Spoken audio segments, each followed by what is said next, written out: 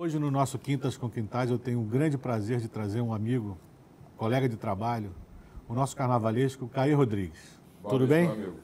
Tudo ótimo. Prazer grande te ter aqui. Sabe que a gente está na nossa segunda temporada, né? Sim, sim. O começo foi muito bacana, a resposta foi muito boa e eu me senti quase que na obrigação de trazê-lo aqui. Primeiro, por ser você um jovem talentoso carnavalesco, com uma trajetória bonita de se analisar, de se conversar. Uma inspiração para aqueles que estão em casa e um dia querem trilhar essa nossa carreira tão complicada, né, tão difícil. Pouquinho, Né? E você hoje na Imperatriz Leopoldinense, já estamos lá quanto tempo? 4 anos? 4 anos, indo pro quinto carnaval. O quinto carnaval na Imperatriz, onde você fez o Zico, né? Fiz Pará, Belém do 2013, Pará. Zico 2014, a Xaniquenda 2015 e o Sertanejo 2016. E esse ano agora, vocês 2017, estão vindo Xingu. Xingu. É Amor inspirador, que vem da né? floresta. Falar dessa coisa da natureza, do índio. E é desafiador também, né? Porque é uma linha de trabalho, né, que já foi muito vista. Existe isso, essa tua preocupação em mostrar um índio de uma maneira diferente, do mesmo jeito que você um dia conversou comigo e falou que gostaria de mostrar uma África diferente, como Sim. você realmente mostrou?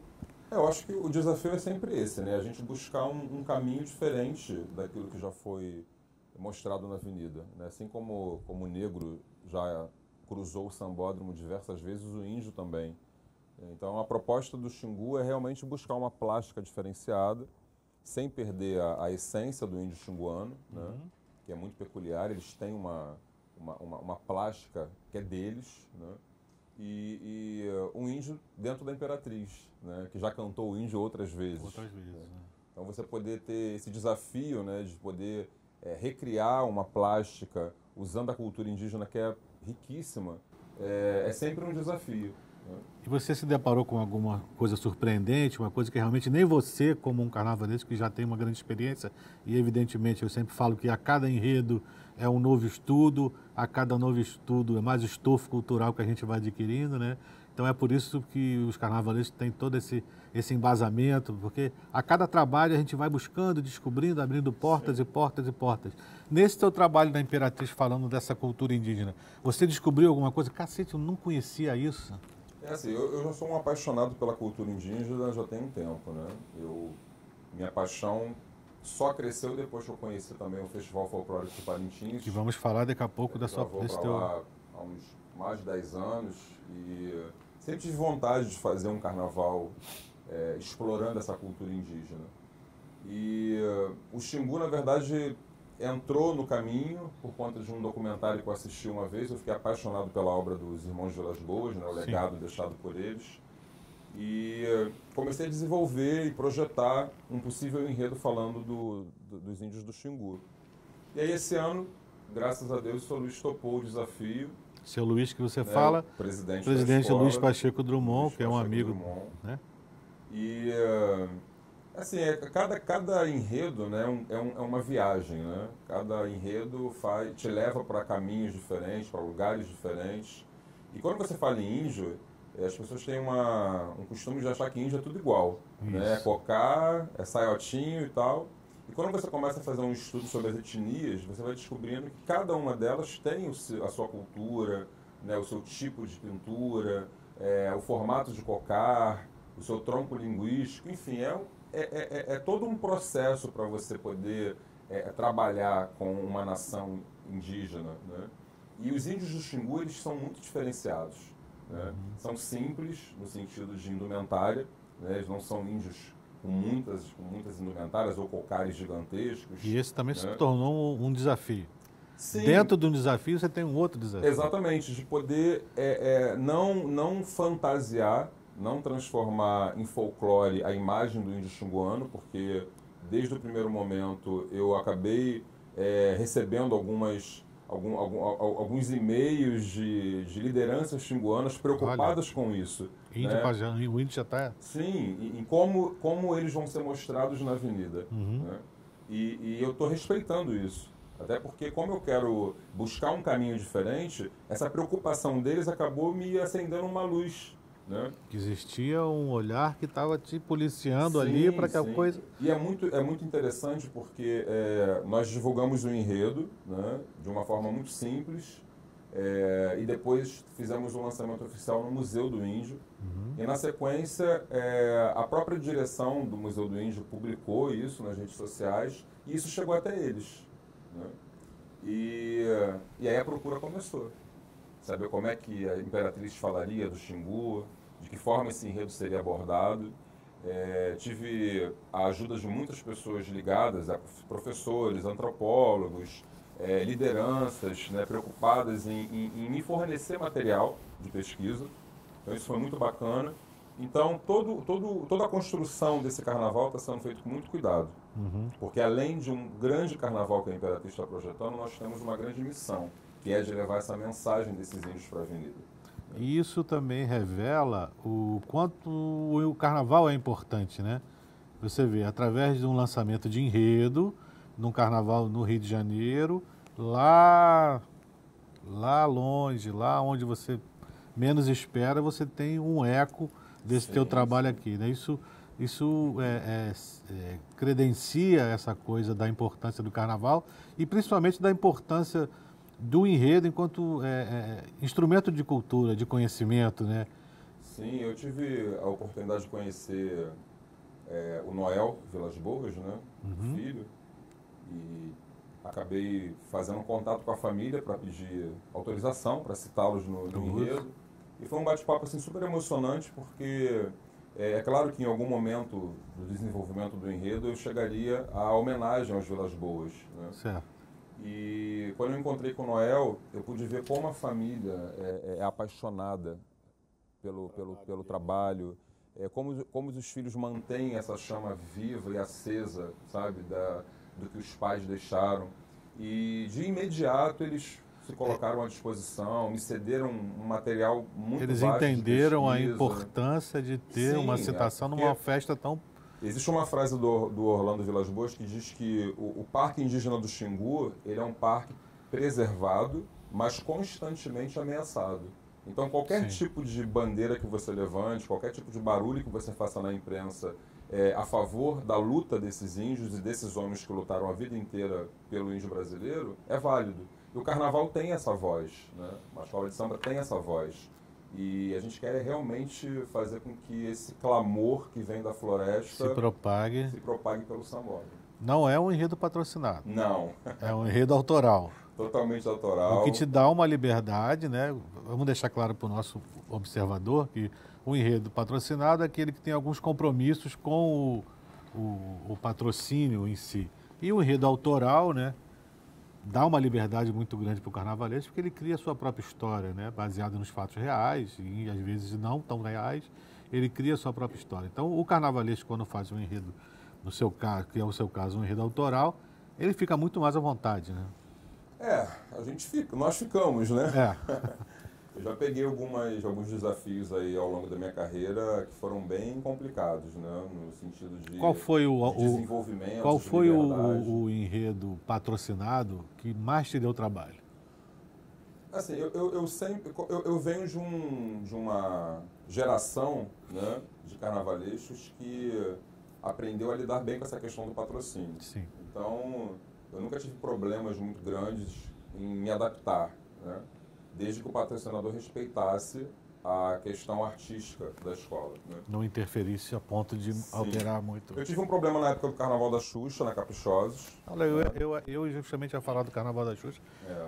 Eu imaginei que fosse uma coisa de muita alegria, né? Foi o meu primeiro carnaval patrocinado em que eu tive algumas exigências, né? Que eu pude sentir na pele o que era...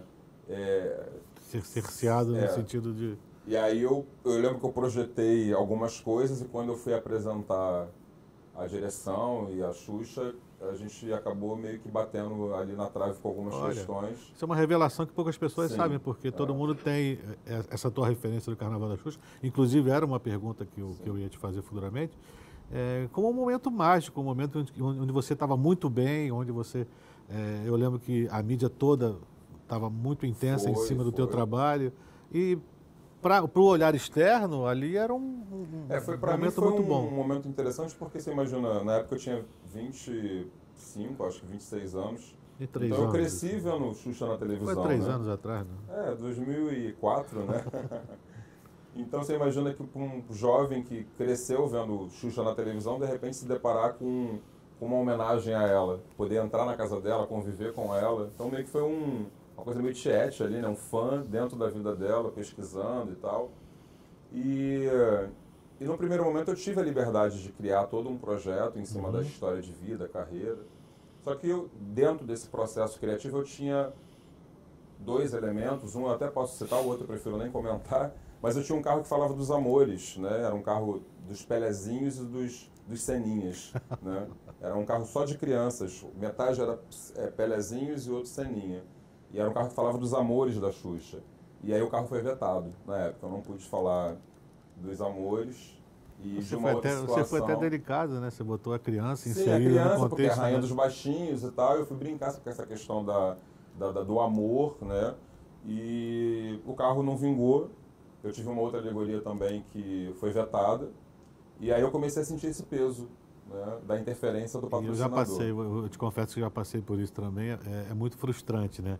Você jogar uma ideia na certeza de que a ideia vai te dar um retorno interessante, uma posição lucrativa para o teu trabalho enquanto carnavalesco, e aí chega uma pessoa que não tem quase sempre não tem muita leitura artística e diz, isso não está legal, essa cor. Então é muito difícil. E assim, na verdade, eu acho até que não foi nem imposição da própria Xuxa, né? Sem dúvida que não. Provavelmente algum patrocinador ou assessor de imprensa que achou melhor não citar isso no desenvolvimento do enredo. Mas, em contrapartida, foi um ano especial para a minha carreira. Eu pude conviver muito com ela, uma pessoa incrível. Um privilégio, né? Um privilégio, sabe? Eu vivi momentos assim, que eu acho que milhares de pessoas no mundo gostariam de viver, né? Ou pelo menos aqueles que são fãs dela.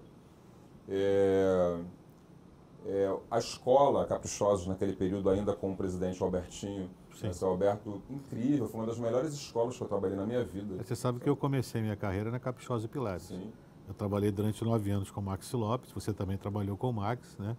E depois de 9 anos eu tive uma passagem com o João 30 na Viradouro, e meu primeiro trabalho solo, né, vamos chamar assim, foi na Caprichosos e Pilares com o Fernando Leandro, que é pai do Albertinho, né?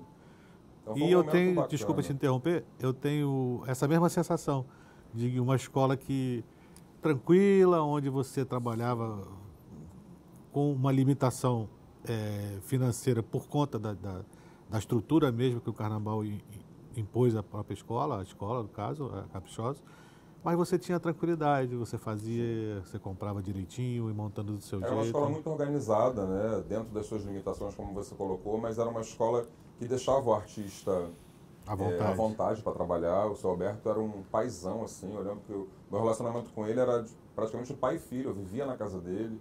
Ele gostava de reunir, né, a família, os amigos. Na época, o Jackson Martins ainda era o cantor da escola. Então, foi uma fase muito bacana, sabe? Então, começou com o pé direito. Assim, na verdade, a minha estreia foi no Porto da Pedra, né? Em 2002, que também tinha um enredo patrocinado, mas não tive problemas com cobrança, que foi Petrópolis. Depois, o meu outro desafio com patrocínio foi na Grande Rio. Né? Eu tive 2 anos seguidos de patrocínio pesado. Né? O primeiro ano foi o ano da França no Brasil. Inclusive, eu levei os teus adereços para o Canadá. Né? E no Brasil foi um sucesso a gente montar os carros lá com seus foi um ano assim, imagina, quase 15 empresas francesas patrocinando uma escola de samba, cada uma querendo o seu espaço, e eu tinha que estar ali driblando as questões dos interesses, né, deles e a plástica do carnaval. Eu lembro do teu abre-alas, que era belíssimo. Foi bem difícil, foi um carnaval muito caro, né, foi a minha estreia na Grande Rio, então foi um carnaval muito caro.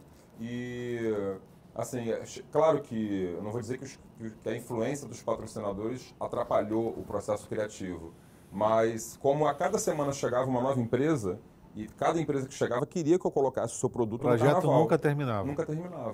Né? Eu lembro que teve um último momento, o carnaval quase pronto, eu tinha um carro que falava da França moderna, e uma empresa de lentes de contato entrou com dinheiro na escola e eu tinha que enfiar uma lente de contato no carro. Eu não tinha onde enfiar uma lente de contato no carro. E aí um robô eu tinha um robô no carro, eu acabei colocando uma lente transparente no olho dele para justificar que a visão dele seria de futuro e tal, para justificar a lente de contato. Caio, fora essa adversidade desse enredo na França, ali você teve a experiência e a sensação de poder trabalhar sem restrições financeiras? Foi um momento diferente? Foi a primeira escola que eu pude viajar um pouco, né, no sentido da vaidade, de poder usar um material nobre, de poder usar uma pena, né, um fazão, uma coisa de mais qualidade, né? A Grande Rio é uma escola que te dá, sempre deu, não só a mim, mas acho que a todos os artistas que por ali passaram, condições de um trabalho, né? De material, de infraestrutura. É uma grande escola. E eu pude realmente usar e abusar das melhores coisas possíveis e imaginárias de produtos de carnaval. E foram 4 anos ali, 4 grandes carnavais. Aí fez a França, né? Fiz a França em 2009. Depois a gente fez os 25 anos do Sambódromo em 2010, quando a escola foi vice. Quando você lançou esse enredo, eu fui um dos que falou, porra, como é que ele vai conseguir levar, né, o camarote para a avenida? Como ele vai conseguir? Sim. E foi belíssimo, o resultado foi fantástico. Foi um ano de muita crítica, porque a gente ouvia gracinha o tempo todo, a bateria vai vir de latinha de cerveja, enfim, era claro que era estampado, né, para todo mundo ali que a Ambev patrocinava o carnaval da escola e que eu teria que falar do camarote número 1 por conta que era o camarote da cervejaria e tal. E a minha preocupação era justamente essa, como é que eu vou abrir o carnaval com um camarote? Você vê que o camarote que o carro passou e ninguém percebeu que era um camarote, de tão bonito que era a alegoria. Eu acho que ali é o que eu falo, esse tipo de trabalho que desafia a criatividade, né? Ele também passa a ser um elemento de motivação, justamente de eu vou conseguir passar de maneira que não pareça. Né? Então, o enredo patrocinado, às vezes, também instiga a gente em fazer o melhor. Né? E esse carnaval foi bacana porque eu realizei alguns sonhos, né, no processo de criação dele. Eu pude homenagear ainda em vida o João, com o carro Ratos e Urubus de Larguei Minha Fantasia, que também foi um momento de muita emoção para mim. Acabei levando alguns ícones que fizeram parte da construção da minha carreira, como a imagem da Beth Andrade na Estrela da Mocidade, né, Chiquinho e Maria Helena, Vilma Nascimento, Rosa Magalhães, Renato Lage, enfim, todos esses grandes artistas que ajudaram a construir, Fernando Pamplona, Oscar Niemeyer. O carnaval era uma série de homenagens. Mauro, né? Quintais, que estava na arquibancada. Né? Todos nós, né, todos os artistas envolvidos no carnaval acabaram sendo homenageados dentro daqueles 25 anos do Sambódromo. Né? Foi um desfile de homenagens, vamos dizer assim. E acabei satisfazendo, sabe, a minha vontade, gratidão, o meu sonho, a minha gratidão pelo carnaval, pelas pessoas que me estenderam a mão quando eu precisei. E então foi um ano muito especial. Aí depois, em 2011, veio Florianópolis, né, que foi Ijurerê, a encantadora Ilha das Bruxas, que foi o Carnaval do Incêndio. Então a gente vai falar um pouco desse teu momento, que foi, sem dúvida nenhuma, eu tenho certeza disso, um dos momentos mais marcantes na sua carreira. Na adversidade e da tragédia, você conseguiu usar a superação como uma mola para que alavancasse numa outra vertente. Você, dentro daquela estrutura onde você tinha pouco tempo para construir muito, você virou um ícone da superação dentro do carnaval. E isso gerou o seu livro, e eu queria que você falasse um pouco de como isso te beneficiou na questão das palestras que você até hoje você dá. Assim, a gente tinha acabado de sair de um carnaval onde a escola tinha sido vice-campeã em 2010. Então é normal e natural que uma escola projetasse um mega carnaval para disputar novamente um título no ano seguinte. E aí veio esse enredo Florianópolis, que a princípio era um enredo patrocinado. E aí eu transformei Florianópolis no Ijurerê, a encantadora Ilha das Bruxas. O projeto era um projeto caríssimo, foram quase 15 milhões envolvidos naquele projeto. E num ano em que a escola não tinha patrocínio, então o Jaida, através de empresários e parceiros, foi buscar ajuda neles, porque a escola tinha acabado de ficar em segundo, então existia uma expectativa muito grande de um título. Então houve um investimento muito grande e a gente acreditava muito no projeto, muito no projeto. E aí no dia 7, né, de fevereiro acontece o incêndio. Eu sempre trabalhei com palestras falando de estética de carnaval, segredos do carnaval, logística de construção de um espetáculo. Acho que a maioria dos carnavalescos que fazem palestras de carnaval acabam que o roteiro é quase que o mesmo. E eu lembro que eu tinha 3 palestras marcadas para o final do ano, né, próximo do incêndio, com essa temática. E aí, aí teve o incêndio, foi aquele caos todo, né? Eu lembro, eu saí de casa, minha mãe me acordou às 6 horas da manhã, batendo na porta do meu quarto, avisando que a cidade do samba estava pegando fogo. Estava pegando fogo, né? E aí, quando eu corri para a sala que eu vi na televisão, eu vi a imagem do barracão da União da Ilha pegando fogo.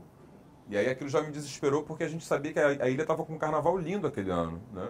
E eu fiquei, meu Deus, e aquela fumaça preta saindo, eu falei, cara, que loucura isso. Eu nem sonhava que aquele fogo fosse chegar no barracão da Grande Rio. E eu lembro que eu peguei o carro e no caminho para a cidade do samba, eu já ouvia na rádio falando, olha, o fogo acaba de atingir o barracão da Portela e que já passa agora, o fogo já atinge o 4º andar, né, do barracão da Grande Rio. E acabou que a Grande Rio foi a que mais se prejudicou, porque né? Quando o fogo bateu no barracão da Grande Rio, ele já não tinha mais para onde ir. Então ele desceu e pegou as alegorias. A Grande Rio criou uma parede natural. Criou uma parede, né? Porque a cada 4 barracões ali você tem a saída de carga e descarga. Então não tinha mais para onde o fogo passar. Então ele bateu na parede, desceu e pegou as alegorias. E não deu tempo de tirar nada. E quando eu soube que o barracão da Portela já estava pegando fogo, eu falei, acabou, porque o nosso barracão já estava todo pronto, assim, o 4º andar não tinha lugar para andar, era muita fantasia pendurada. Então só o calor do barracão da Portela já estava atingindo, estragando as minhas fantasias. Certo. E aí foi tudo perdido. A gente tinha ali 3.000 e poucas fantasias dentro do barracão e 9 alegorias praticamente prontas, com testes de luz, com tudo. E aí tudo se perdeu, houve aquele desespero todo, não vai desfilar, vai desfilar, vai desfilar, não vai desfilar. Enfim, depois de muita loucura, de muita conversa, decidimos reconstruir um projeto mais simples, né, para que a escola pudesse desfilar com dignidade, aquela coisa toda. E em 26 dias nós reconstruímos um carnaval. E esse foi o grande momento da superação. Cara, você sabe que até hoje eu não acredito, sabe, que a gente conseguiu levar aquele projeto para a avenida. Quando eu vejo o vídeo do desfile, eu não acredito que deu tempo de fazer tanta coisa. Aí eu lembro também que você tornou-se uma espécie de não digo um líder, mas o foco da coisa. Tudo girava muito ao entorno da parte artística, sim, consequentemente ao seu entorno. Porque né? naquele momento não era o dinheiro, não era o poder dos presidentes que ia resolver o problema da escola.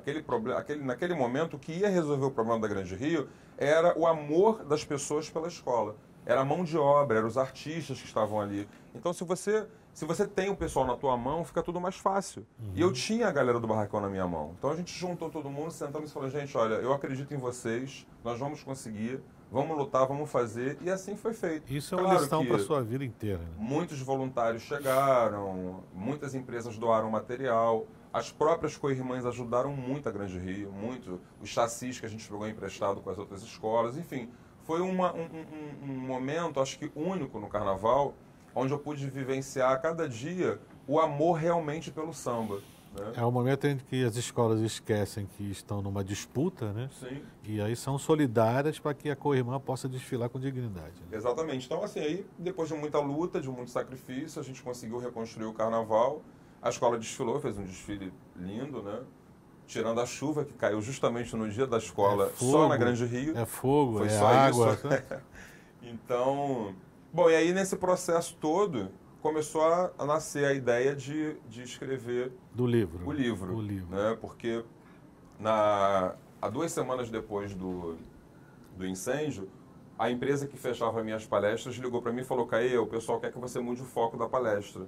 Eles querem que você fale de superação.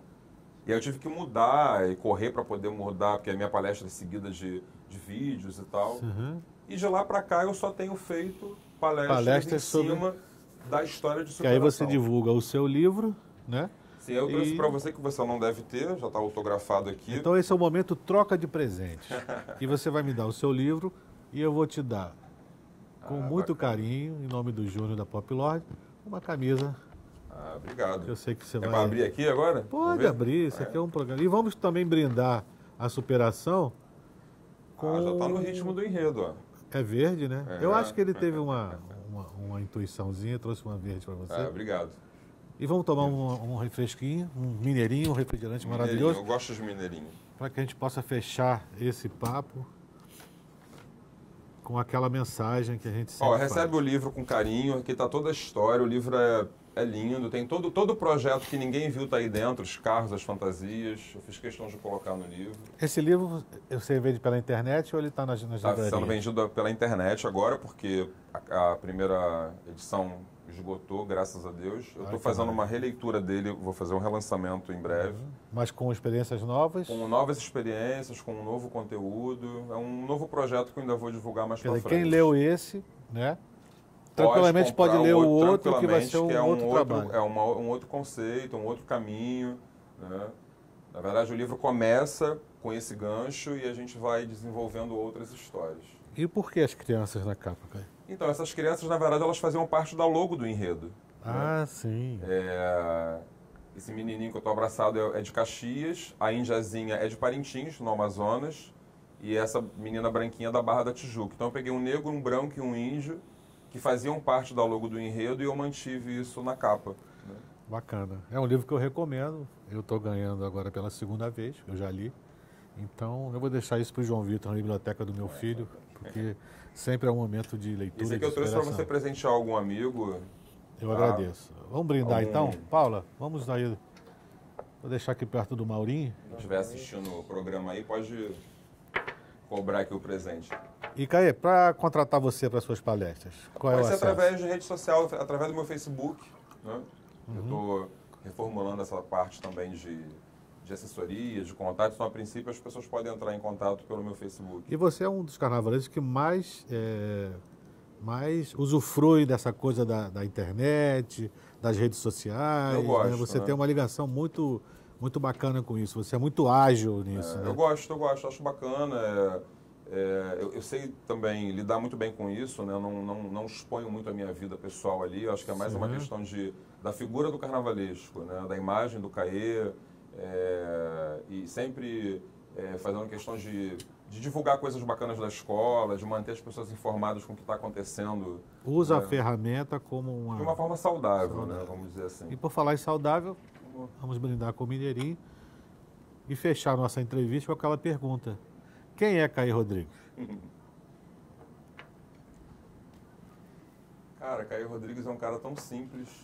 Eu sou muito simples, sou muito amigo, parceiro. Acho que sou um bom filho. Né? Aprendi que a vida é feita de humildade, simplicidade, que é assim que a gente cresce, né? Aprendendo a respeitar as pessoas.